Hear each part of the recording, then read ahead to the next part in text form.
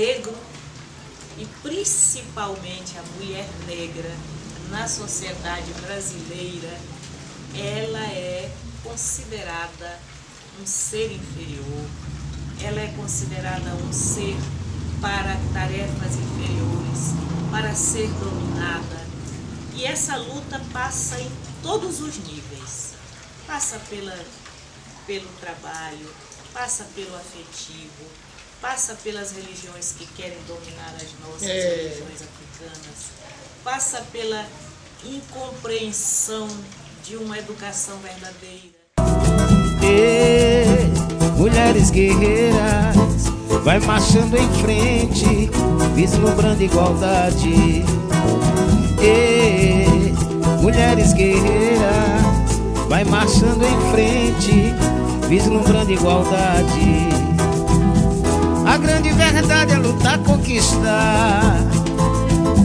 Ó filha de Ansã, de Oxum e Iemanjá, basta de opressão, o teu coração nunca vai se calar. A campanha contra o racismo e a violência ao bem viver é uma política da luta das mulheres negras no estado do Maranhão, no qual ela vem mostrando, né, que durante todo esse processo histórico, diante do racismo e a violência, essas mulheres têm se organizado nos seus espaços, seja onde esteja, nas comunidades quilombolas, nas academias, as trabalhadoras domésticas, cada um na sua especificidade, tem encontrado caminhos e luta de enfrentamento ao racismo e à desigualdade.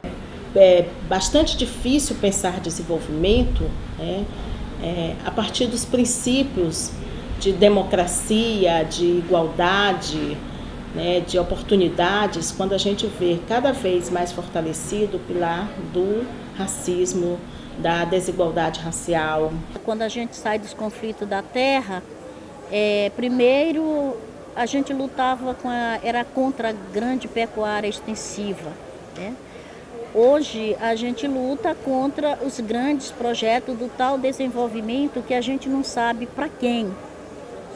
Para quem é o desenvolvimento? Porque esse desenvolvimento tão falado na mídia, nos jornais, nas revistas, eles não chegam nas comunidades de direito e de fato, Então a gente se organizou e a gente vem se organizando. A gente se organizou pela uma educação, porque a gente não sabia ler, éramos todos analfabetos. E a gente precisava não só da luta, mas a gente precisava de uma luta da caneta também. Para isso precisava nos preparar. E lutar também por uma sobrevivência. Porque a gente coloca que a luta pela sobrevivência, ela não está escrita em lugar nenhum. Ela é feita no dia a dia. Como você pode pensar em educar, se educar é preparar a pessoa, é formar a pessoa para que ela seja mais justa, mais solidária, mais amiga, mais pense no bem. A educação tem esse objetivo e ela só se realiza em condições de igualdade. Em condições de igualdade, numa sociedade que lute contra o racismo, que lute contra a desigualdade, que lute contra a injustiça, que lute contra a maldade, que lute contra a violência. A violência do racismo, ela acontece no dia a dia. Porque às vezes a gente coloca que a violência é só aquela quando as pessoas são xingadas. E que na verdade ela não é, ela acontece até quando no olhar, no modo de vestir, na falação, às vezes dá um tapinha na costa e a gente sente que ali existe violência. Nós sabemos que a nível da escola há uma discriminação muito forte em relação às crianças, às jovens e às mulheres negras que frequentam essas escolas, tendo em vista a questão da cor da sua pele, tendo em vista a questão do seu cabelo crespo, e então há uma discriminação muito grande, muito forte dessas mulheres. Então o grupo discute e se organiza para combater esses tipos de discriminação e de violência contra essa mulher a nível da educação, a nível do trabalho e também a nível da sociedade como um todo. A educação que não vem das raízes verdadeiras dessa sociedade, que são raízes africanas e indígenas, é uma violência. Você tira uma pessoa negra ou indígena, senta ela numa escola para um professor branco para estudar livros escritos por brancos, para brancos, copiando a Europa. Nós entendemos que sem protagonismo não existe reação autêntica. Sem protagonismo, sem o trabalho com a criação, sem o trabalho com a produção, nunca a nossa fala vai reverberar como autêntica. É chegada a hora, aliás, já passou da hora de nós tomarmos as mãos os recursos e as estratégias, tanto as tecnológicas como as trazidas pela oralidade, nas mãos.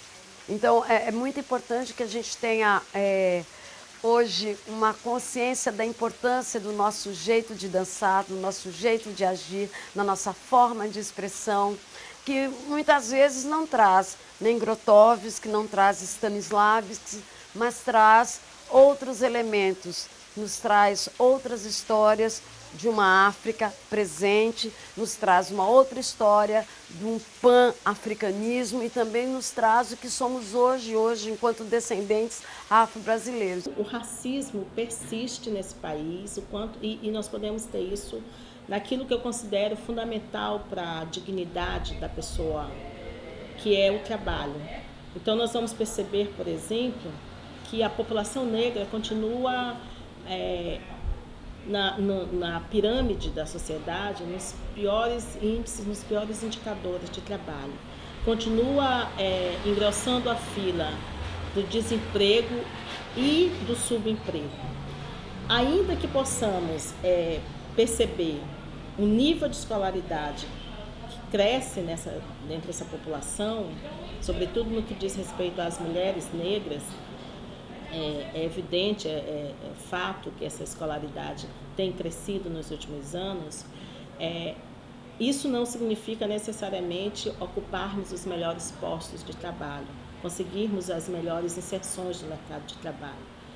Haja visto que as mulheres negras continuam sendo o grupo majoritário no trabalho doméstico, por exemplo.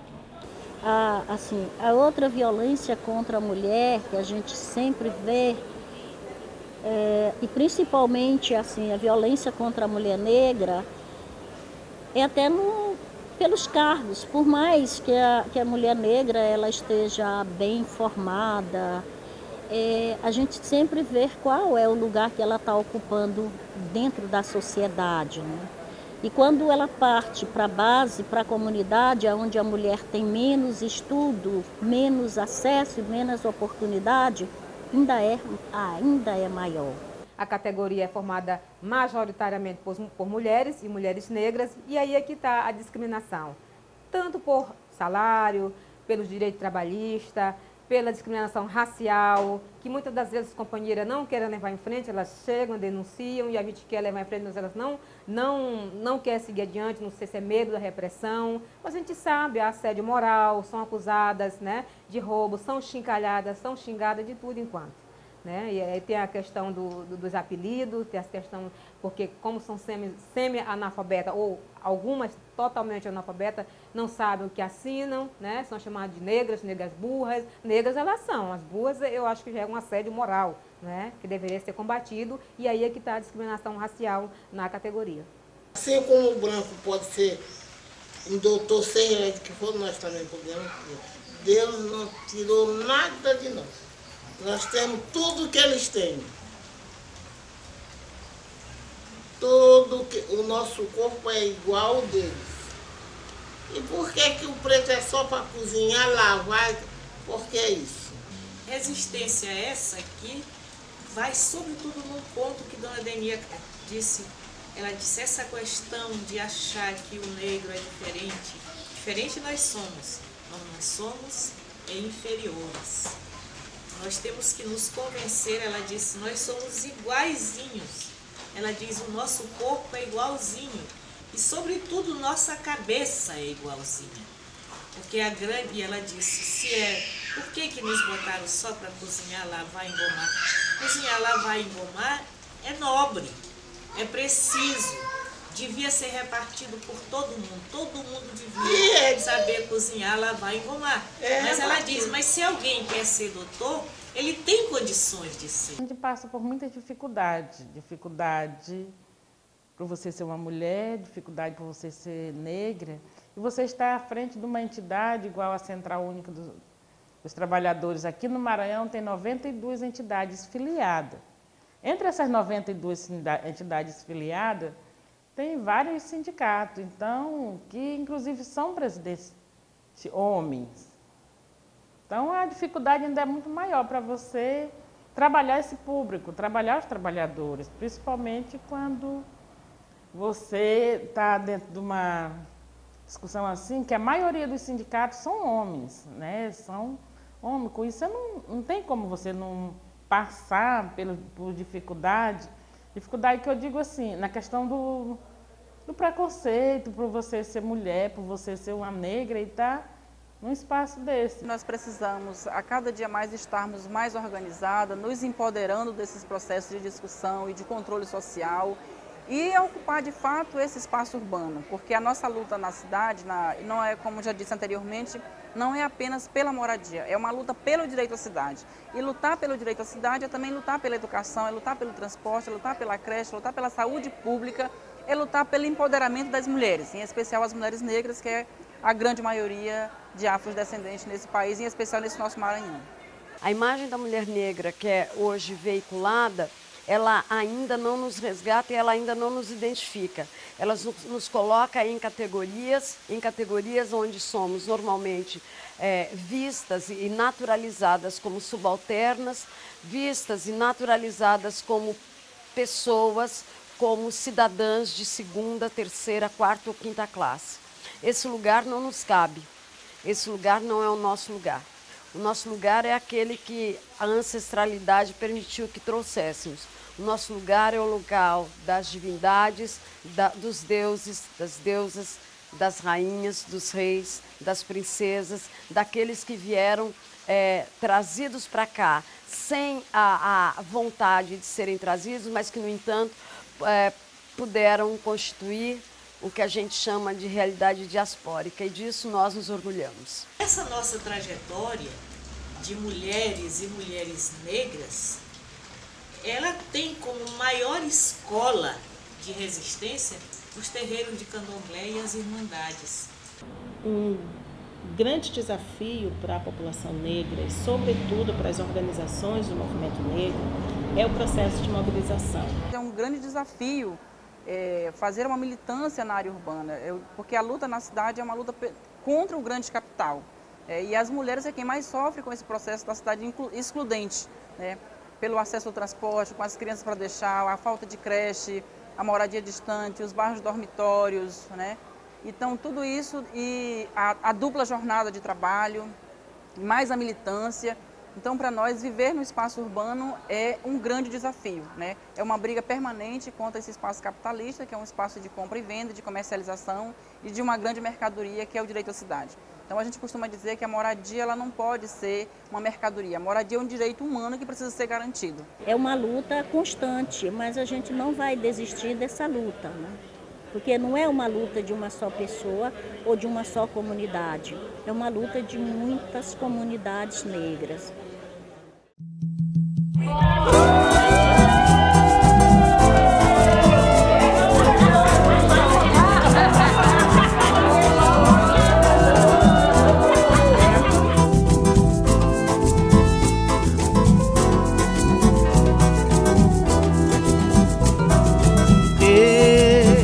Mulheres guerreiras, vai marchando em frente, vislumbrando igualdade. Mulheres guerreiras, vai marchando em frente, vislumbrando igualdade. A grande verdade é lutar, conquistar Ó filha de Ansã, de Oxum e Iemanjá, basta de opressão, o teu coração nunca vai se calar. Basta de opressão, o teu coração nunca vai se calar. Toda essa violência vamos derrubar, todo esse racismo vai ter que morrer. Luta pelo respeito, os nossos direitos, pelo bem viver.